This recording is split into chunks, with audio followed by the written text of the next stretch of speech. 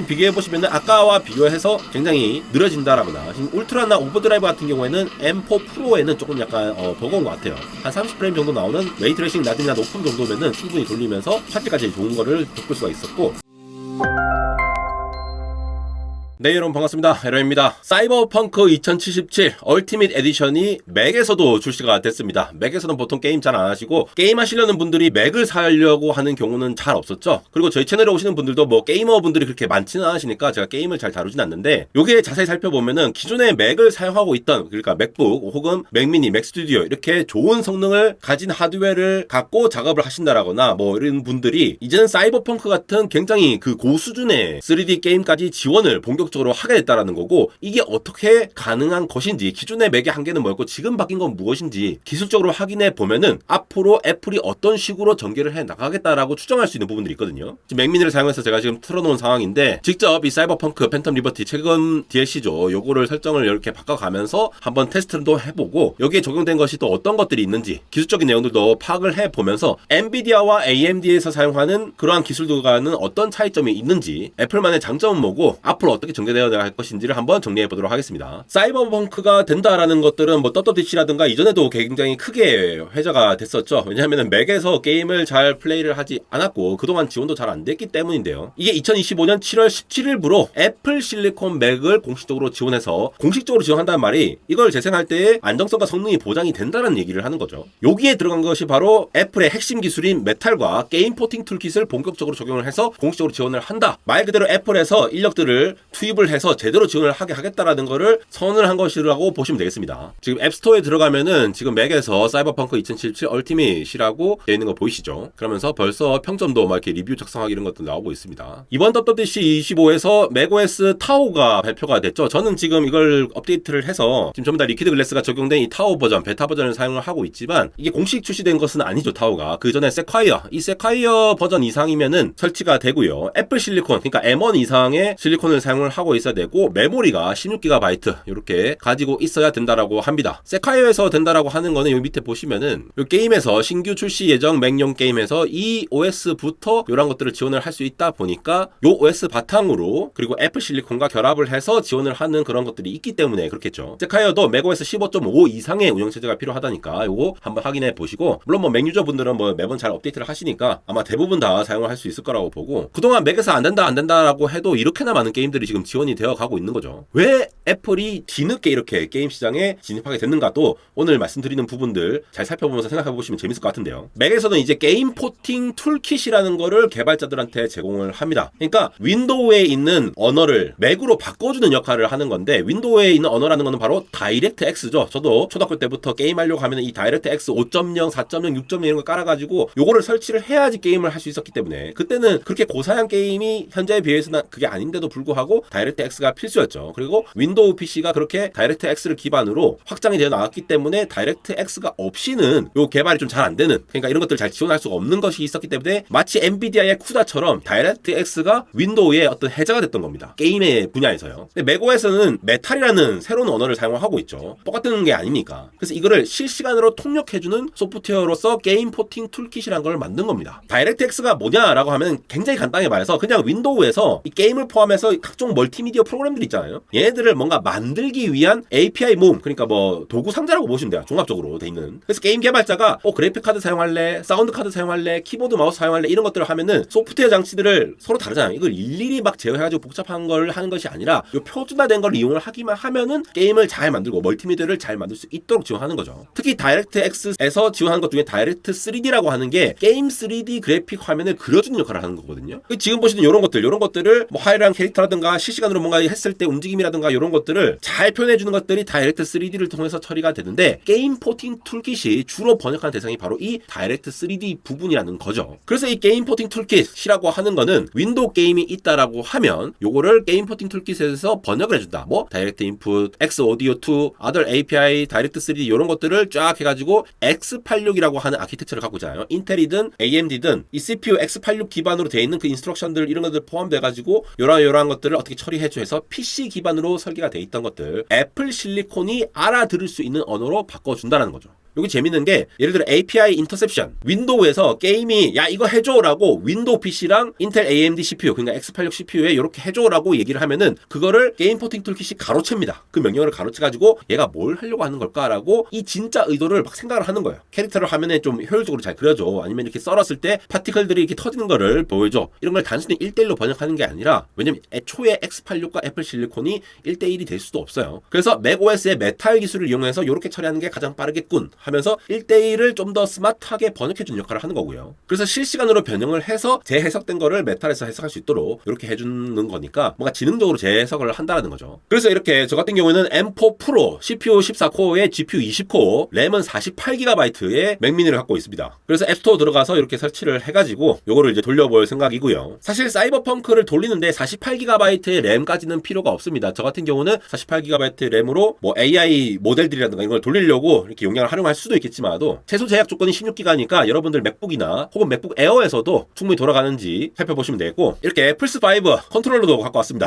그러니까 준비된 거는 그냥 앱 다운받고 요걸로 플레이를 하면은 게임을 할 수 있다는 거죠. 그 게임기가 하나 생겼다고 보시면 돼요. 굉장히 좋은 성능에. 자, 본격적으로 플레이하기 전에 다른 유튜버가 여기 플레이한 예전 초기에 사이버펑크를 가져왔는데 원래 사이버펑크가 논란이 많았죠. 왜냐하면은 버그가 너무 많은 거예요. 처음에 하는데 막 1000개가 넘는 버그가 있고 중간중간에 글리치가 있어가지고 퀘스트 진행이 좀 안 된다거나 뭐 캐릭터가 공중에 뜨고 뭐 저런 거 좀 이상한 것들 저렇게 이제 오토바이를 타고 가고 있는데 저 갑자기 서서 바지가 벗겨진다라거나 이런 문제들이 많아서 기대했던 것보다는 굉장히 좀 안 좋았다는 소문이 있었어요. 근데 그 이후에 꾸준히 계속 업데이트를 지속을 해가지고 지금 제가 플레이하는 이 팬텀 같은 경우에는 확장팩인데 굉장히 호평을 받고 있죠. 스토리가 굉장히 탄탄하고 저도 해보니까 굉장히 재밌더라고요. 그래서 뭐 비평가분들이라든가 유저분들한테 굉장히 극찬을 받은 거라서 저도 굉장히 기대를 하고 있는데 게임사도 그렇고 애플도 그렇고 이 게임에다가 진심이다 보니까 애플에서도 요걸 확장을 하려고 하는 거가 되겠습니다. 그래서 실제 그래픽에 가보시면은 이렇게 퀵 프리셋으로 여러 가지 모드를 설정할 수 있는 것들이 있어요. 그 중에서도 영어 버전에서는 For My Mac이라고 돼 있는 거 있는데 맥용 이게 내 맥에 딱 적합해서 나올 수 있는 거를 알아서 세팅을 해주는 겁니다. 요거에 굉장히 좋은데 저는 실제로 다 테스트를 해봤어요. 전부 다 테스트 해봤고 사실 저도 이제 레이 트레이싱 좀 이따가 그 원리를 설명드릴 건데 이 레이 트레이싱 관련된 것들을 켜고 하는 이 재미가 또 있기 때문에 그 켜고 했을 때 어느 정도 수준이 좋을지 같은 것도 말씀드리도록 하겠습니다. 제가 아까 M4 프로 맥미니를 사용한다라고 말씀드렸죠. 그래서 성능이 그래도 M4 맥스만큼은 아니지만도 굉장히 좋은 거고요. 지금 비교 드리는 이 영상들은 레이 트레이싱 없이 퀵 세팅으로 성능이 낮은 것과 울트라 맥용을 각각 비교를 한 겁니다.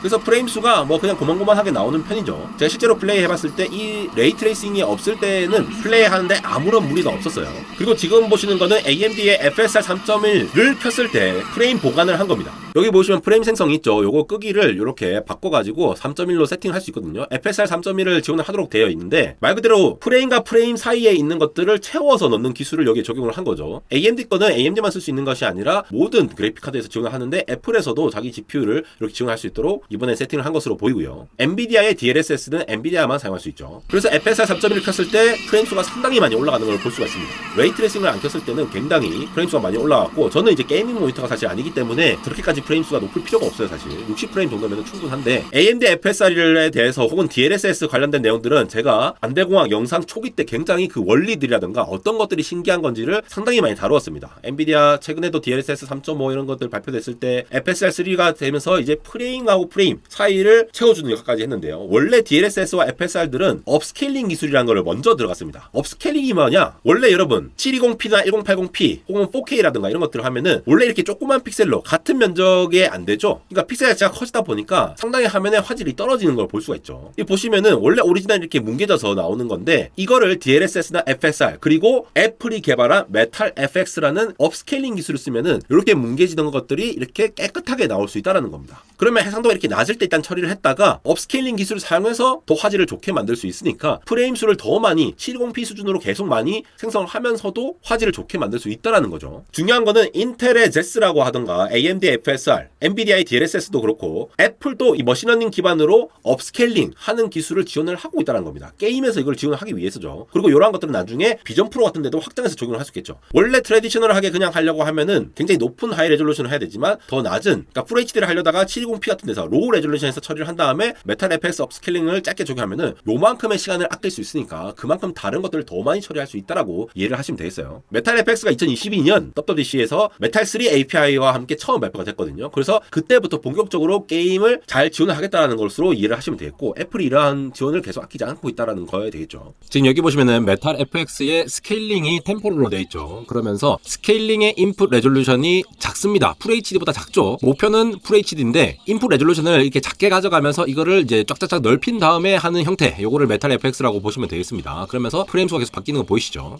제가 영상 중간중간에 계속 이 프레임 수가 어떻게 바뀌는지 중간중간 영상을 보여드리도록 하겠습니다. 더군다나 레이 트레이싱, 자 요거 얘기해야 되는데, 그러니까 쉽게 말해서 빛이 어디, 레이라는 게 빛이죠. 빛이 어디를 따라가느냐를 그대로 트레이싱을 한다라는 거예요. 우리가 지금 요 이미지라고 돼 있는 부분이 우리가 실제로 화면을 보는 부분이거든요. 그래서 요 동그란 구체가 있는 부분은 게임 속입니다. 사이버펑크 안쪽이고, 카메라라고 돼 있는 부분이 게임에서 어느 카메라 부분을 비추고 있느냐, 즉 우리가 어느 부분을 보고 있느냐를 보고 생각하시면 돼요. 근데 레이 트레이싱이라고 하는 거는 이 게임 속에서도 빛이 있을 거잖아요. 빛이 있을 거니까 얘 빛이 실제로 이 굴을 때리면은 이 빛에 반사되는 부분, 번지는 부분, 그림자 생기는 부분, 이런 것들을 하나하나 빛의 레이를 트레이싱 따라가지 않고서야 이 빛이 실제로 주는 이 효과라는 거를, 그림자 부분이라든가 빛이 반사되는 부분들을 제대로 표현할 수가 없어요. 그걸 다 하나하나 계산을 해봐야 이 빛이 실제 우리 3D 애니메이션, 뭐 라이온킹 같은 거, 그런 것들도 빛이 하나하나 레이 트레이싱을 적용한 거거든요. 빛의 광선을 몇 개를 적용하느냐도 관련이 있습니다. 그러한 레이 트레이싱을 이제 키게 되면은 여기 보면 레이 트레이싱 반사라든가 태양의 섀도우라든가 로컬 섀도우 이런 것들을 하나하나 하면서 조명들을 어느 중간 정도로 할 것인지 울트라를 할 것인지 이런 것들을 다 세팅할 수 있어요. 레이 트레이싱의 개수를 정한다라는 거죠. 그러면 이거를 계산할 때 엄청나게 GPU를 많이 소모를 하겠죠. 그러니까 레이 트레이싱을 키면은 굉장히 프레임 수가 다운될 수밖에 없는데, 대신에 품질이 좋아진다는 겁니다. 여기 보시면은 레이 트레이싱을 지금 낮음, 높음, 울트라, 오버드라이브까지, 패스트 트레이싱까지 다 해가지고 적용을 한 건데, 지금 비교해 보시면은 아까와 비교해서 굉장히 느려진다라거나, 지금 울트라나 오버드라이브 같은 경우에는 M4 프로에는 조금 약간 버거운 것 같아요. 한 30프레임 정도 나오는 레이 트레이싱 낮음이나 높음 정도면은 충분히 돌리면서 화질까지 좋은 거를 겪을 수가 있었고, FSR을 적용하면은 프레임 수가 조금 더 늘어나는 거 보이시죠? 이렇게 해가지고 게임을 충분히 잘 즐길 수가 있었습니다. 사이버펑크 얼티메이트 이번에 나온 거도 맥용으로 어떤 리퀘어먼트가 있다는 거를 안내를 하고 있다고 하더라고요. 맥OS는 전부 다 15.5 이후가 다 되고 지원되는 게 있죠. M2 Max, M3 Max, M3 Ultra, M4 Max 이런 것들. M4 Pro는 이제 약간 M3 Max 정도 되니까 하이 피델리티 정도라고 보시면 되겠고, 스토리지는 제가 1TB니까 충분하고, 램도 32GB 정도가, 전 48GB니까 32GB 정도면은 하이 피델리티 같은 경우는 충분히 즐길 수 있었습니다. 그래서 각각의 이런 미니멈 리퀘어먼트라든가 아니면 여러분들 맥북 프로라든가 맥북 에어의 조건들을 잘 살펴보시면서 이렇게 설정을 해보시면 좋을 것 같아요. 직접 그래서 플레이를 해보면요, 저는 맥용으로 세팅해놓고 FSR을 키고 레이 트레이싱을 켜가지고, 그리고 프레임수를 보기 위해서 이 세팅을 좀 걸어놓고 이렇게 하면 프레임수 나오거든요. 이렇게 해서 한번 세팅해보도록 하겠습니다. 자, 지금 플레이하는 거는 그냥 이제 기본 모드니까 프레임수가 나오는 거고, 자, 아까 하던 거 계속 하도록 하겠습니다. 이렇게 돌아오니 좋네요. 한번 게임 플레이 한번 가봅시다. 쿠지라래요. 계속 갑시다. 탭을 누르고 해킹을 하자. 하나 열고 딱 가자. 자, 보자. 그러니까 맥에서 이렇게 지금 레이 트레이싱이랑 굉장히 잘 되고 있습니다. 얘가 우리 표정 맞아. 레이 트레이싱을 적용해가지고 굉장히 이 빛의 반사라든가 이런 것들이 잘 살리는 거 보시죠. 이렇게 맥에서도 정말 인기 많은 게임들을 이렇게 플레이를 할 수 있다는 겁니다. 되겠습니다. 근데 맥에서의 장점이 뭐냐면은, 에어팟 가지고 계신 분들은 에어팟이 이거 공간 음향 지원하잖아요. 이게 고개 돌려갖고 이제 내가 고개 돌리면은 마치 저쪽에 들리는 것처럼 이렇게 하고, 그렇게 있다 보니까 이 게임상에서 이 공간에서 내가 고개를 돌렸을 때라든가 이 근처에 저쪽 뒤에 있는 적이 내는 소리라든가 이런 것들을 파악을 할 수가 있어요. 그러면서 이제 혼자 있고 막 적이 너무 많을 때는 뒤쪽에서 누가 온다라는 거를 느낄 수가 있더라고요. 그게 너무 신기해가지고, 역시 애플이 약간 이런 경험성을 토대로 해서 좀 차별화를 많이 가져가려고 하는구나. 그리고 기존에 있는 기기들을 토대로 해서 그냥 애플 생태계의 게임조차도 녹여들게 하려는 게 약간 기존의 게임 회사들의 전략과 다른 부분이구나 라는 부분을 느꼈습니다. 특히 애플 실리콘 같은 경우에는 하드웨어 우위가 있으니까 약간 전력 효율도 좋고, 뭐 디스플레이 푸드 같은 경우에도 XDR 디스플레이를 사용하면은 무조건 HDR이 적용되거든요. 자동으로 적용돼가지고 요걸 할 수 있다 보니까 요러한 부분에서 좀 차별점을 상당히 가지고 있다고 생각이 들었고요. 어쨌든 애플의 메탈 같은 경우에도 애플 하드웨어 전용 초고속 그래픽 처리 기술이라고 보시면 되는데, 메탈이 굉장히 좀 빠르게 발전하고 있는 게, 이게 뭔가 좀 불필요한 중간 단계를 굉장히 제거를 하거든요. 그러니까 옛날에 오픈GL 기반으로 개발자가 만들 때는 GPU에 대한 명령을 내릴 때 이 그래픽 드라이버가 이 명령이 유효한지, 시스템에 문제가 뭐 없는지 이런 것들을 계속 확인하고 검증한 다음에 실행할 수가 있었는데, 애플은 이거를 처음에 이제 설계를 하고 만들 때부터 이 검증 과정을 생략을 합니다. 개발자가 알아서 잘했을 거다라고 보고 이 표준에 맞춰서 했다라고 가이드를 준 다음에 요거를 처리할 수 있도록 하다 보니까 개발 단계에서 처음부터 굉장히 좀 빠르게 만들어져서 이 애플 실리콘에 빠르게 적용을 해서 할 수 있도록 지원을 하고 있다는 거죠. 대신에 개발자한테 더 큰 이제 책임감을 부여한 다음에 바로바로 GPU에 쏘아줄 수 있도록 이렇게 처리를 하는 게 되겠고, 이런 게 이제 나중에 비전 프로에도 확장을 해서 이렇게 하는 게 아닐까 기대가 모아지는 부분들이 이런 거죠. 특히 애플 실리콘의 가장 큰 장점이 바로 요거죠. 유니파이드 메모리. 여러분들이 사용하시는 이 DRAM의 경우에 혹은 VRAM이라든가 하든가 GDDR 같은 거 개인 그래픽 카드가 전부 다 GPU 메모리가 따로 있고 시스템 메모리 DDR이 따로 있습니다. 그래서 CPU가 접근하고 얘가 접근 따로 해야 되기 때문에 얘를 이제 따로 마이그레이션해서 복사하고 이런 과정이 필요했는데, 애플 같은 경우에는 하나의 SoC로 만들 때 이 통합되어 있는 메모리 구조를 쓰기 때문에 메모리 중복 마이그레이션이라든가 공통적으로 쓸 수 있는 용어들을 통일해서 쓰고 있기 때문에 굉장히 빨라지는, 효율적으로 증가할 수 있는 부분들이 있죠. 이런 것들이 게임에서도 그대로 적용이 되다 보니까 앞으로 성능 관점에서 좀 더 개선을 해 나가면서 하이엔드급의 게임들도 굉장히 잘 지원할 수 있는 가능성이 높아진다는 거죠. 레이트레이싱 디노이징 같은 경우도 애플이 레이 리컨스트럭션이라고 이 디노이징 기술을 갖고 있거든요. 그래서 적은 광선 샘플만으로도 노이즈를 좀 이제 선명한 이미지로 바꾸는 거죠. 왜 레이트레이싱 디노이징이 필요하냐? 노이즈 자체가 왜 필요하냐면은 아까 말씀드렸죠. 레이트레이싱이라고 하는 거는 실시간으로 지금 적용을 해야 되죠. 게임을 하는 거는. 영화 같은 경우에는 몇 개월 동안 이 레이트레이싱 엄청 많이 적용한 거를 렌더링 오랫동안 하고 하거든요. 근데 게임 같은 경우는 실시간으로 적용해야 된다는 게 다르다는 거예요. 그만큼 GPU가 좋아야 되는데 실시간 레이트레이싱을 하면은 결국은 너무 성능이 많이 드니까 샘플 정보가 부족해서 픽셀당 아주 적은 수의 빛만으로 샘플을 하거든요. 그러니까 노이즈가 자글자글하게 노이즈가 발생할 수밖에 없는데, 레이트레이싱 디노이징을 적용해가지고 주변 픽셀로부터